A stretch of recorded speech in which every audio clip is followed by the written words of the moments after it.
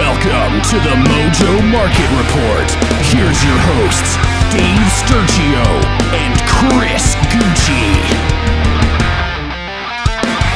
What's going on, everybody? Welcome to another episode of the Mojo Market Report right here on a football Thursday. Week number 15 is here. It is the pivotal week of all of your fantasy football seasons. I know that's a big deal, but it's even more pivotal on the Mojo Market as we get closer and closer to the playoffs. Playoffs mean more opportunities for all the players you're investing in. It's a very, very important time, so pay attention right now. You can like the video, you can subscribe to the channel. Make sure you're paying attention to us Monday through Friday around 9 o'clock each and every morning. It's Dave Sturchio, it's Chris Gueci, it's A5 Anthony behind the glass here at Chop Studios for another installment of the Mojo Market Report. A lot of stuff going down tonight. Obviously, it's one of the marquee games. Who would have thought? I know you didn't. If it's on your bingo card, let me know. Did you think that the 49ers and the Seahawks game on December the 15th would mean anything at the beginning of the season? No. I thought maybe we would be talking about Seattle if they should be tanking at this point. Correct. That's exactly where I got with that one. Seems like they kind of are tanking in the last 3 weeks. Yeah, well, I wholly understand it, and I'm going to do a jump pass over to Anthony right now. Here you go, Ant. Check. Here you go. Up. Whoa. Bang. Hey. How you like that? I heard the pen drop, and I'm like, I know that he's going to struggle here on out. So I got you on that one, Ant. But anyway, so this game in particular, it's a very, very big one for both teams. The Seattle Seahawks fighting for a playoff spot. The 49ers are going in there with just expectations of now with Brock Purdy. You temper your expectations, but you still think to yourself, well, we just spanked the Bucs, right? And we just did work. No hesitations whatsoever in the offense. Brock Purdy looked good. Everything's going well in San Francisco. The defense still looks amazing. The only thing I could say is from last week to this week is the fact that Deebo Samuel will be missing some time. There's been reports already that he's going to be back before the end of the regular season. Yeah, they're saying 3 to 5 weeks, usually with a high ankle sprain. They'll probably hold him out until the playoffs, most likely. That. I think they're almost... I think it's a low ankle sprain, right? Because if it's a high, it's almost like a broken leg. 4 to 6 weeks is typical for a high ankle sprain. So they're saying 3 to 5 because it's Deebo. And I guess maybe it's a medium high ankle sprain. Well, whatever the case may be. It's as far as tonight's game goes, is Brock Purdy going to play? Yeah. Is he going to play? Yes. He's listed as questionable, and I'm seeing. There's no way they just roll with. I think it's Josh Johnson behind him. It's just. There is a way. Look. If he can't go, he can't go. He's injured. I'm well aware. An oblique is if it's like a rib, that's one thing. You could deal with the pain, but when it's a muscular situation, and you got to throw with your. You're not able to do it. I'm well aware that the questionable tag is on him, and this is the problem. Again, look, as a fan, do we love more football every night? If football was every night of the week, I wouldn't be saying anything. Wouldn't be saying boo. But the fact that there's a short week here on a very pivotal game for the 49ers, look, I don't think they're going to jump the Vikings. It depends. There's a couple weeks left, so they could. It seems like they're going to win the West. If they win tonight, they will win the West. That's a clinch. But again, guys to look for as far as the Mojo Market is concerned, you mentioned them already. Deebo being out. Who steps in that role? Is it a CMC night? Is it a Brandon Ayuk type night? What kind of night are you seeing on Thursday Night Football? I think we could definitely expect an uptick in Ayuk's targets, but I don't think they're going to really try to throw the ball all that much in this game. And when they do, it's going to be short, dink and dunk. CMC out of the backfield, he's going to be highly active. I think since he's been traded to the 49ers, he's had 2 weeks at RB1. Right? So he's delivering so far. Yeah.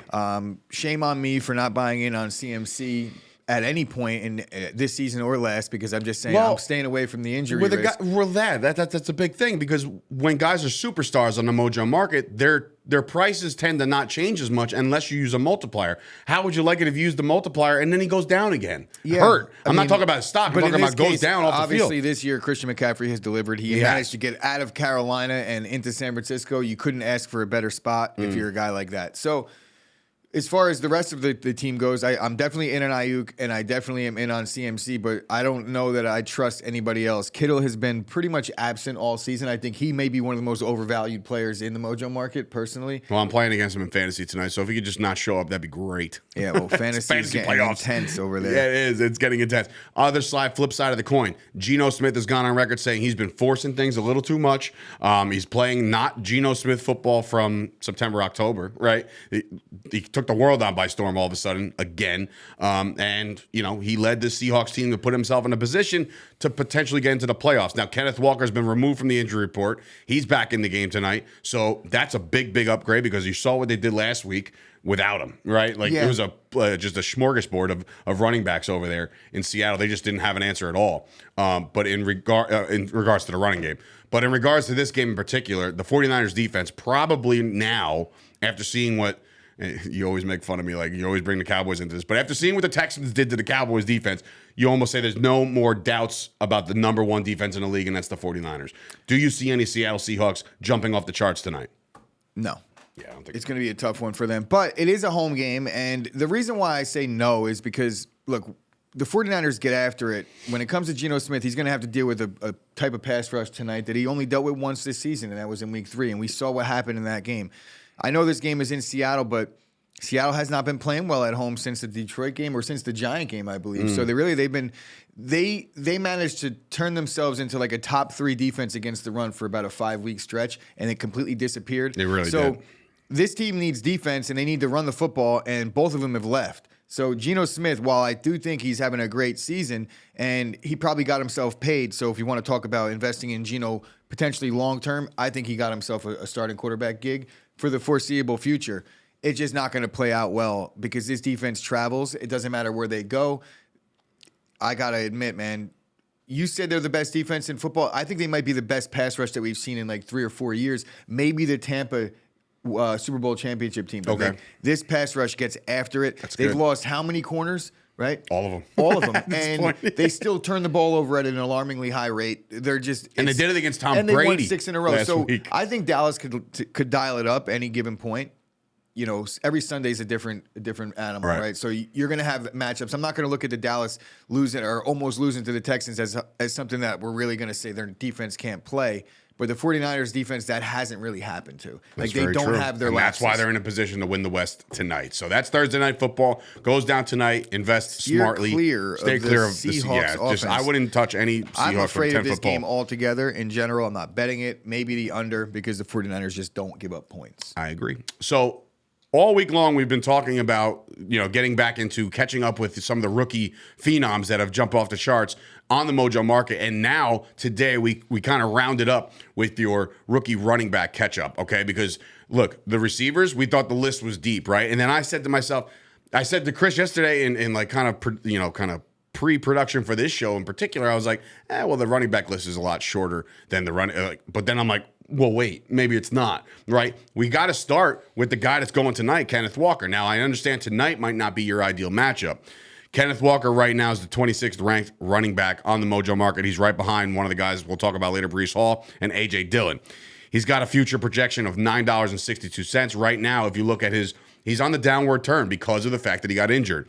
But before that injury, man, on just 138 rushes, he's got 649 yards, 9 touchdowns. He's averaging 4.7 a carry, which is, I think, pretty good. 26 targets out of the backfield, 19 receptions, 116 yards through the air. Kenneth Walker right now, of all the guys we're about to talk about, is the second highest ranked running back out of the rookies that I'm looking at.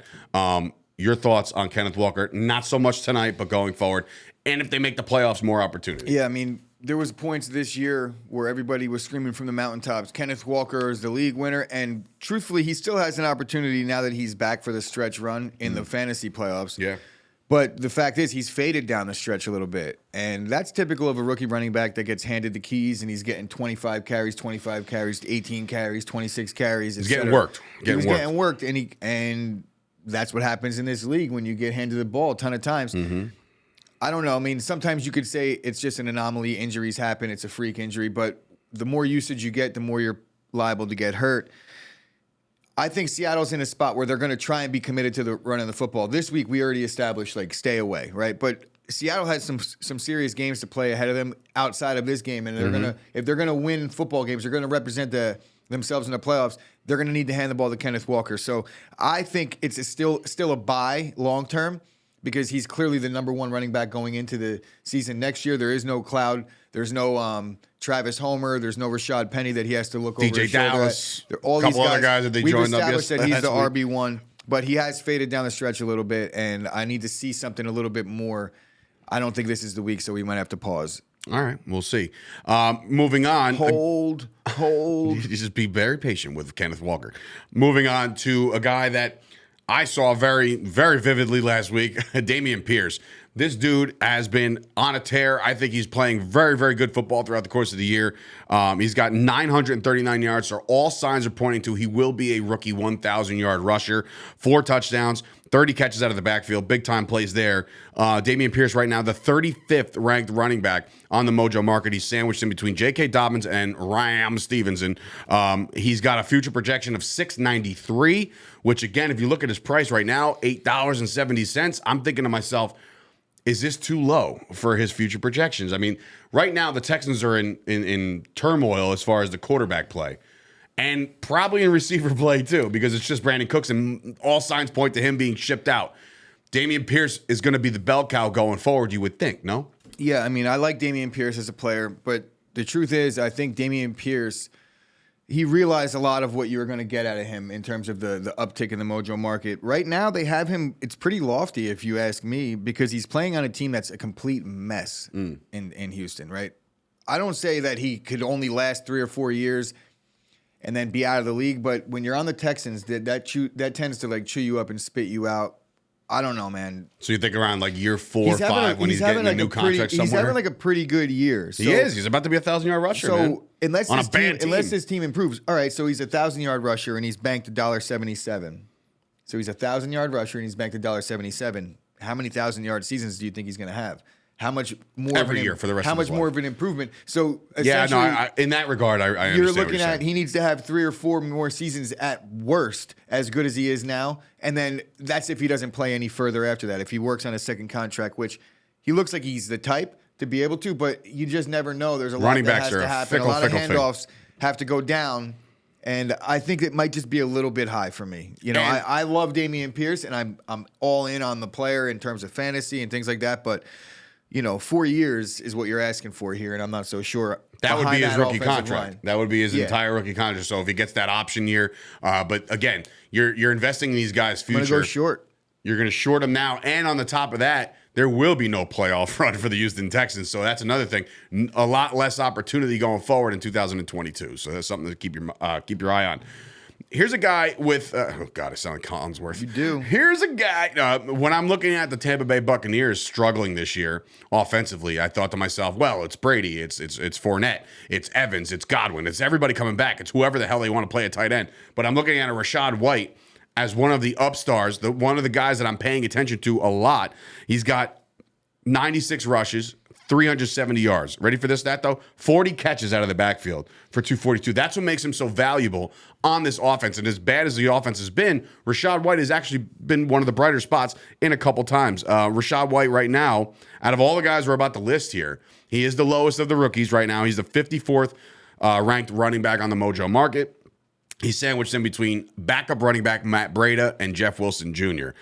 He's got a future projection of 443 going forward. So clearly, based off his price right now, 528, his height is where some of the rookies are right now. Yeah, so that's rough. I like Rachaad White. I still think he's in a really good spot. I think much like Dameon Pierce, next year he will be the clear-cut RB1. And while he didn't bank as much value this year, he wasn't the clear-cut RB1, but he still managed to carve himself out a nice role. He's proven that he could catch the ball out of the backfield. Just catch this, ready? Quite literally. I was going to say, that's 9 targets, 8 targets, 5 targets, 9 catches, 6 catches, 5 catches. So he catches the ball when it's thrown. His catching percentage is good. And in a lot of these games, Fournette has played. So he's out rushed Fournette. I shouldn't say he's that out rushed happened him. a couple times. I don't want to say this because I don't know for a fact, but I know that there's been games where he out carried him. Yes, 100%. I don't know about the yardage totals, but I know for a fact that when they were both playing and they were both healthy, it was like 20-19. It was a game that they ran the ball a lot. So even if they bring Fournette back, Rachaad White is clearly involved in this offense, and I don't think that they're going to bring Fournette back. The thing that I'm more concerned about is the head coaching situation over there. I think Todd Bowles is on his way out. Dude, one and done. There's no emotion on that guy. Not ever. And I wonder what's going to happen with Tom Brady because they really don't have a plan. They don't have a plan after Tom Brady. Clearly, I mean, they're going to have to make a move. There's some available significant move. Vets, maybe Jimmy G. I don't know. I say him for everybody. You really have put Jimmy G on every team in the NFL. Is there really another quarterback that's proven? You said yesterday or 2 days ago, Derek Carr in Tampa. Yeah, no, I mean, that's a that. thing, right? I mean, him, Mike Evans, Godwin, like, why the heck not? I mean, that seems like a nice little play.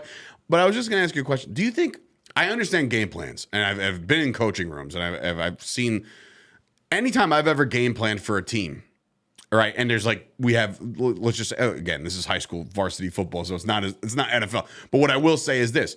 When we game plan, we know who we have on the roster. We know if we have a two-headed monster. There's never a divvy up in the game plan, meaning like, all right, let's get this guy this many carries. Let's get this guy this many carries. So when we say like those situations where Rachaad White outrushed Leonard Fournette 20-19 on a game, right? And if that's not the stat, whatever. But what I'm saying is, do you think they care about that, or is this all situational football? Who's they? The coaching staff.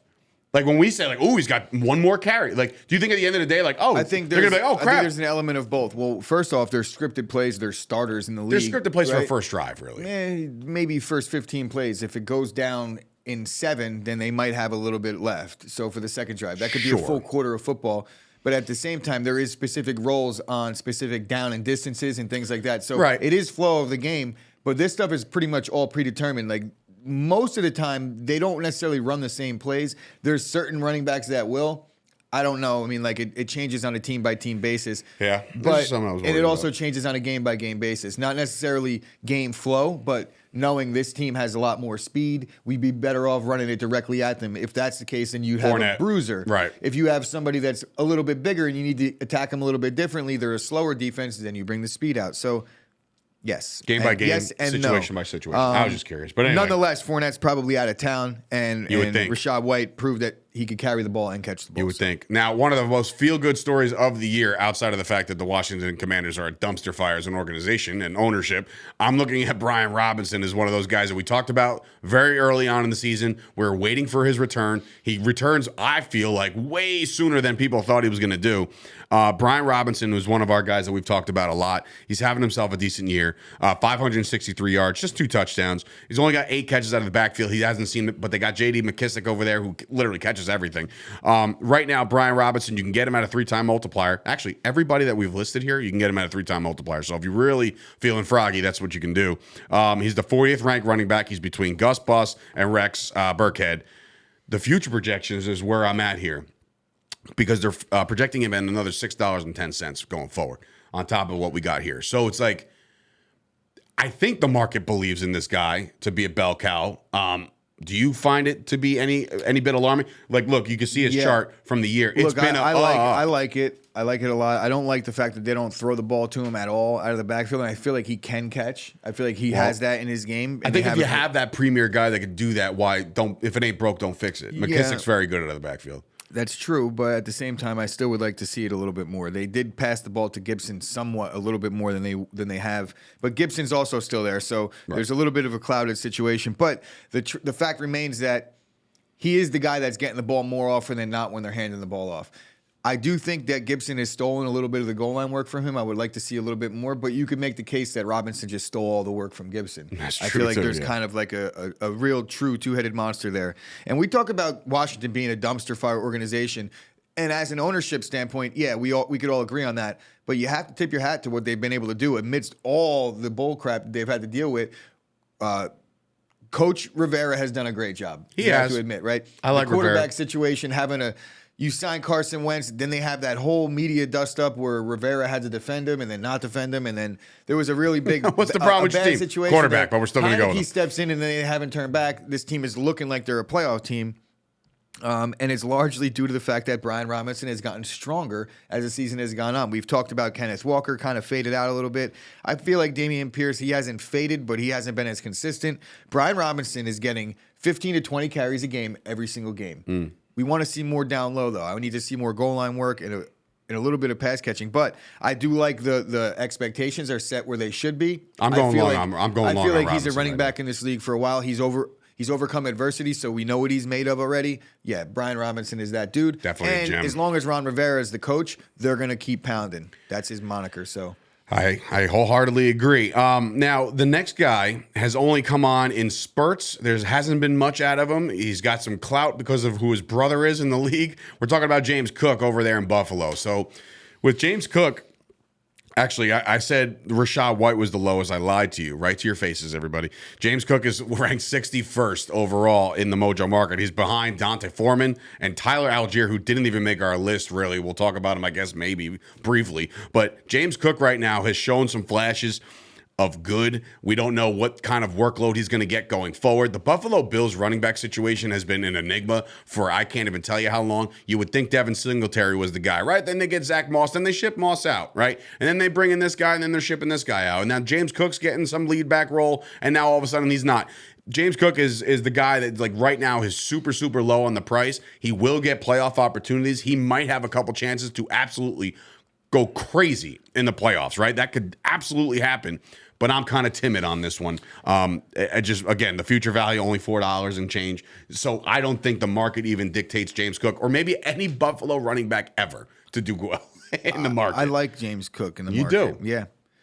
Here's why. Honestly, I take back everything I said. No, well, go ahead. there is a little bit of what you said is true. And you said since you can't remember how long, it's probably since Josh Allen or they've had a running quarterback, because any team with a running quarterback, you kind of cloud the running back room a little bit.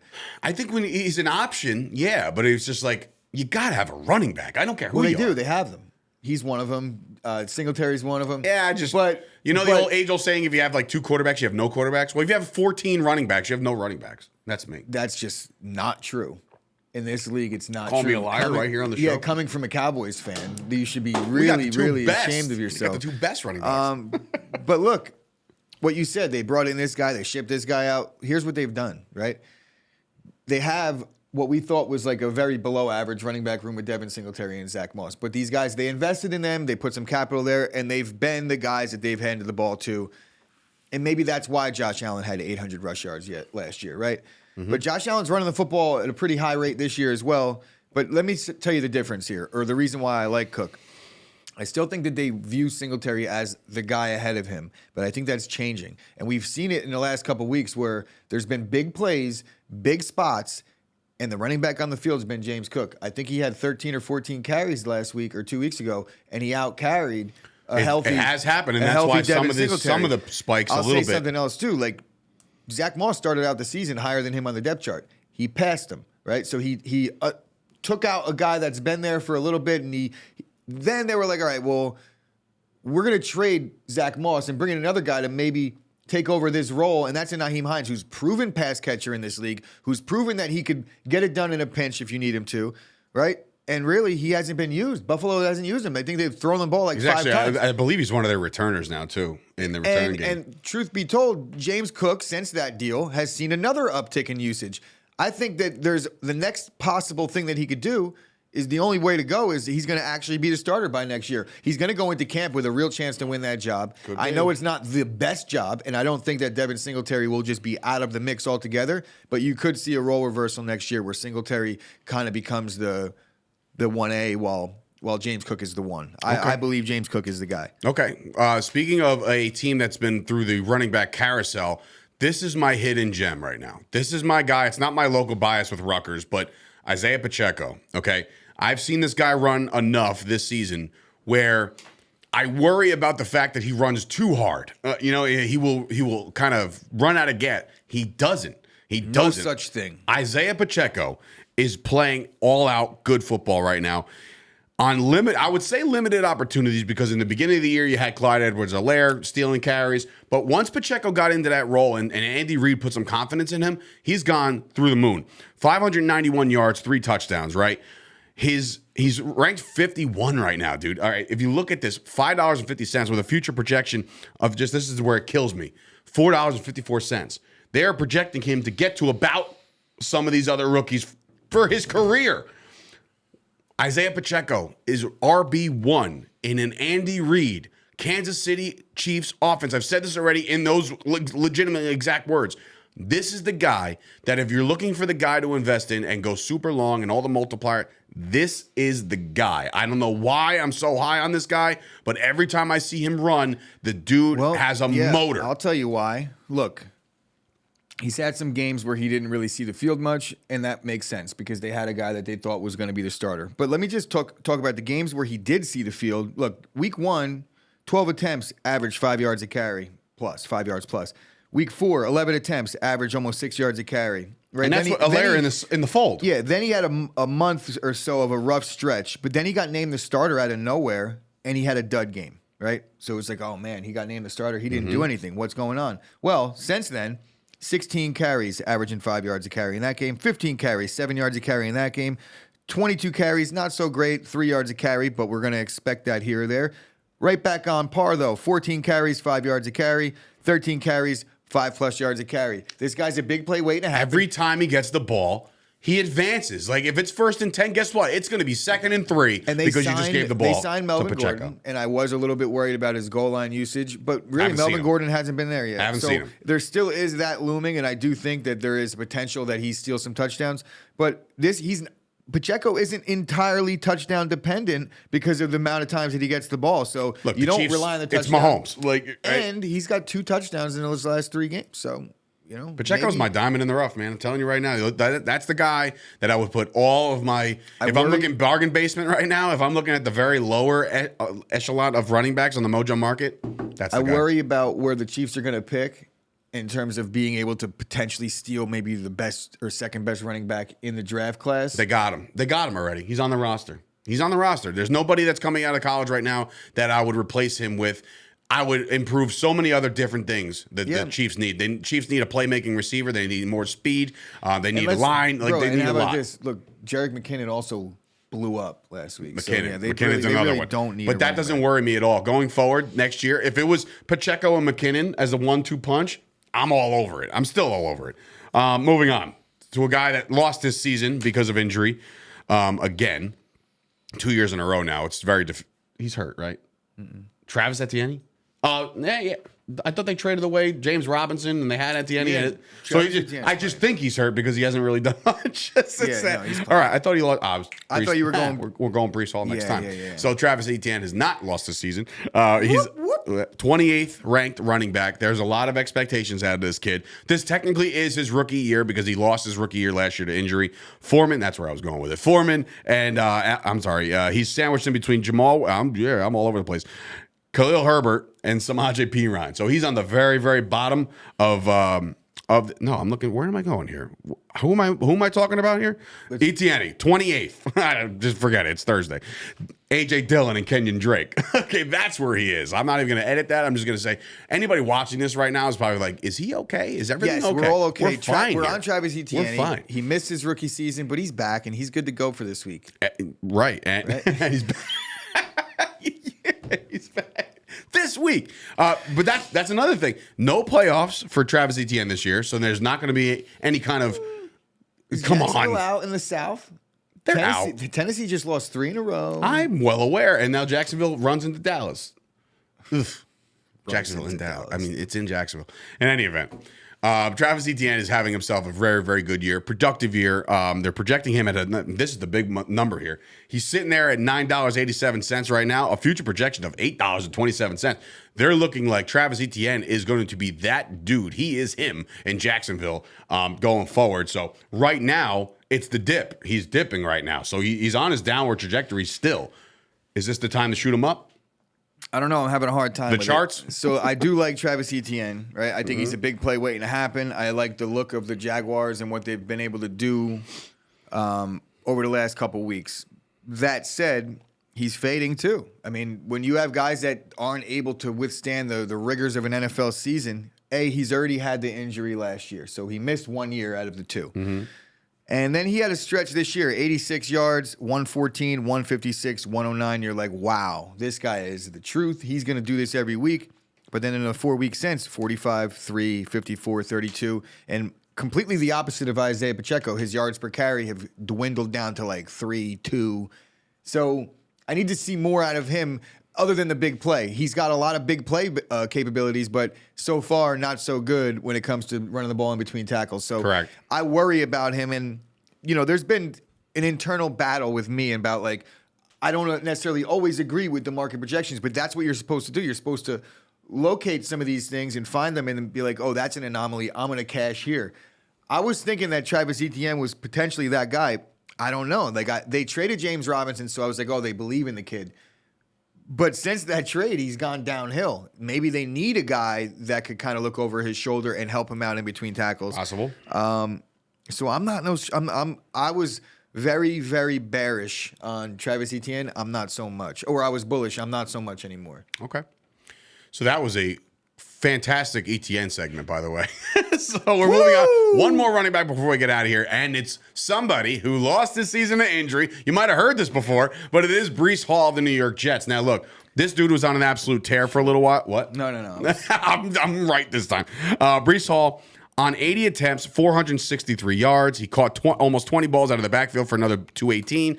5 touchdowns overall for a guy like Breece Hall. He's the 25th ranked running back. There is some expectations for Breece Hall. The spike you see goes up for his start, and then obviously the kid gets hurt. Now where do you see him going, Chris, going forward? The projections, $10 more now. So now the market sees Breece Hall as the guy. We've seen Breece Hall as the guy. Goes down by injury. The Jets are a very young team. They got a lot of nice talent down there. Their defense is really good. Garrett Wilson is blown up. The quarterback situation is a little wonky. Zach Wilson actually was named the backup this week, so that's interesting. But anyway, Breece Hall, yes. I saw what I saw out of Breece Hall. I know what he's about. Look, this guy is clear cut. He's the running back of this class. He was having games where he was having 9 catches. Mm-hmm. Look, then he would have a game where he had a touchdown in 4 straight, I believe, to end his season. He was heavily involved in the pass game, and I know we're a little short on time, so I'm just going to say this. He had his injury, I believe, early enough in this season where he's very, very highly likely going to be ready to start next season. I agree. There might be a couple weeks where you might see a little pup action out of him, but that might just be a benefit for the stretch run. I think Breece Hall is the clear-cut guy. He's the focal point of that offense when he gets back. Their defense is legit. Their offensive line has some young talent. The quarterback position is in question. I do not think that they have their quarterback of the future in town right now. But that said, guess where they're going to have to lean? Going to have to lean on the running game. So hand the ball off. That's going to be a Breece Hall show for a couple years to come. I wholeheartedly agree. And if you wholeheartedly agree with our takes, you can follow us all over the place, except for that whole ETN thing. Don't hold that against me. But follow us on Mojo, on social media. That's Instagram, Twitter, TikTok, at Mojo, MOJO. Easy to find us. Join the Discord and everyday conversation about your portfolios, who you're going long on, who you're going short on, questions, tips. There's like a suggestion box. There's a whole bunch of things. As the Mojo market expands, there's going to be more sports, more states. I can't wait to get to basketball because finally my Knicks played 5 games in a row. Buckets, Brunson's the man. But I got a whole lot of excitement for this week, bro. It's 1 week. I'm all excited about the Knicks. They're the 6th seed right now. Come get me. Cool. Do it all responsibly. All right? Do that responsibly. Wow, the East is god-awful. What? The East is god-awful. I know, when the Knicks are 6th. Woo! So for Dave Sturchio, Chris Gueci, this has been another episode of the Mojo Market Report. We're back here with a full slate of football to talk about, including tonight's result of Thursday Night Football. Enjoy the football. We'll see you guys tomorrow.